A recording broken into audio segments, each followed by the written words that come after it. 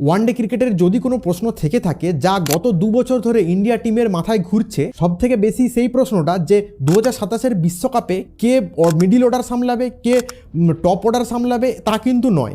সবচেয়ে বড় প্রশ্ন হলো ইন্ডিয়া টিমে pace bowling plus batting allrounder কোথা থেকে আসবে। Good question. দেখুন, দেখতে দেখতে 2023 সাল পেরিয়ে 24 কেটে গেল, 24 থেকে 25 কাটলো, 25 থেকে এখন 26, আর এই 26 সালও দেখতে দেখতে পেরিয়ে যাবে আর চলে আসবে 2027।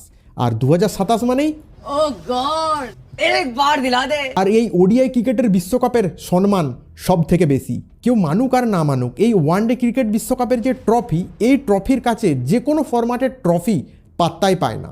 2027-এর ওডিআই বিশ্বকাপ হবে সাউথ আফ্রিকায়। তো এখন কোশ্চেন হলো, এই সাউথ আফ্রিকার বাউন্সি পিচে বোলিং করার পাশাপাশি ভালো ব্যাট করার প্লেয়ারও কি আমরা পেয়ে গেছি? দেখুন, বর্তমান সময়ে হার্দিক পান্ডিয়াকে টি20 বিশ্বকাপের জন্য রেস্ট দেওয়া হচ্ছে, তাই এই ওয়ানডে ম্যাচগুলিকে হার্দিক পান্ডিয়াকে দেখা যাচ্ছে না। কিন্তু এর সাথে সাথে এটাও গুজব উঠছে যে হার্দিক পান্ডিয়া এক ইনিংসে 10 ওভার বল করার মতো ফিট নেই। সেই জন্য গৌতম গম্ভীর হর্ষিত রানাকে সেই জায়গায় ফিট করতে চাইছেন। আর যদি হার্দিক পান্ডিয়া পুরোপুরি ফিট হয়ে ইন্ডিয়া টিমে কামব্যাক করে, তাহলে তো আর কোনো কথাই নাই, এটা হবে ইন্ডিয়া টিমের জন্য ডবল বোনাস। কথা তো ঠিক আছে, কিন্তু ইন্ডিয়া টিমের বিশ্বকাপে সঠিক ব্যালেন্সের দরকার। সবচেয়ে কঠিন ব্যালেন্স হলো ফাস্ট বোলিং প্লাস ব্যাট করতে পারে এমন অলরাউন্ডার। এই অলরাউন্ডার কিন্তু বড় বড় টিমের কাছে সবসময় থাকে, কিন্তু আমাদের টিম ইন্ডিয়ার কাছেও কি এরকম দুটো অলরাউন্ডার পাওয়া যাবে? হর্ষিত রানা কি হার্দিক পান্ডিয়ার জুটি হতে পারবে? হর্ষিত রানা কি এই রোলে ফিট হতে পারবে? আর যদি হার্দিক পান্ডিয়াও থাকে আর রানাজিও থাকে, তাহলে কি ইন্ডিয়া টিম 2027-এর ওয়ার্ল্ড কাপে এক ধাপ এগিয়ে যাবে? আমার তো মনে হয় এই দুজন প্লেয়ার যদি ফিট হয়ে যায়, তাহলে ইন্ডিয়া টিম খুব বিপজ্জনক হয়ে যাবে। কিন্তু তার আগে একটা তিক্ত সত্য কথা হলো, ইন্ডিয়া টিমের ইনজুরি লিস্ট কিন্তু দিনকে দিন লম্বা হয়ে যাচ্ছে। বর্তমান সময়ে ইন্ডিয়া ক্রিকেটের সব থেকে বড় শত্রু অস্ট্রেলিয়াও নয়, ইংল্যান্ডও নয়, পাকিস্তানও নয়, সব থেকে বড় শত্রু হলো ইনজুরি। 11 জানুয়ারি যে ইন্ডিয়া ভার্সেস নিউজিল্যান্ড এই ওয়ানডে সিরিজ শুরু হলো, তার আগে দেখুন ঋষভ পান্ত ইনজিওর্ড, তিলক ভার্মা ইনজিওর্ড, আবার সেই দিন ম্যাচে ওয়াশিংটন সুন্দরও ইনজিওর্ড হয়ে গেলেন। ওয়াশিংটন সুন্দর শুধু ইনজিওর্ডই না, এই সিরিজ থেকেই বাদ হয়ে গেলেন। প্রতিটা টুর্নামেন্টের আগে ইন্ডিয়া টিমের একটা প্যাটার্ন হয়ে গেছে, কেউ না কেউ চোটগ্রস্ত হবেই।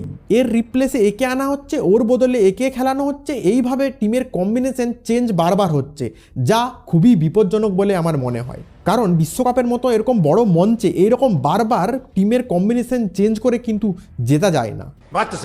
11 জানুয়ারি বড়দাতে যে ইন্ডিয়া নিউজিল্যান্ডের ফার্স্ট ওডিআই হলো, এতে কিন্তু নিউজিল্যান্ড ভালোই টার্গেট দিয়েছিল 300 রান। এই 300 রান চেস করা কিন্তু খুব কঠিন ছিল, আবার সামনে নিউজিল্যান্ডের মতন টিম ছিল।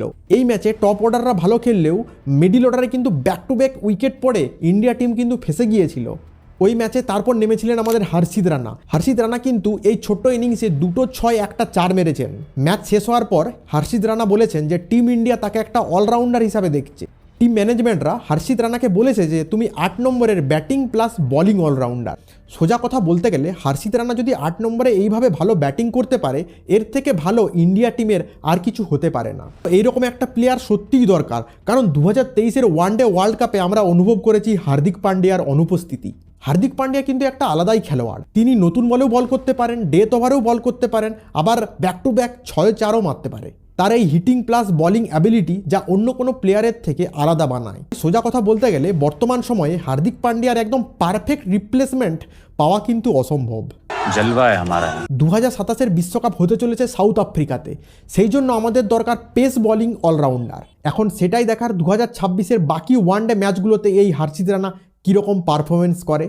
তো এই বিষয়ে আপনার কি মতামত? হর্ষিত রানা কি সত্যি সত্যি 2027-এর ওয়ানডে ওয়ার্ল্ড কাপে হার্দিক পান্ডিয়ার জুটি হতে পারবে, না এখনও সময় দরকার? তো আপনাদের মতামত কমেন্টে জানান। ভিডিওটি ভালো লেগে থাকলে একটা লাইক ও সাবস্ক্রাইব করে দেবেন। দেখা হবে পরের একটি ভিডিওতে। জয় হিন্দ।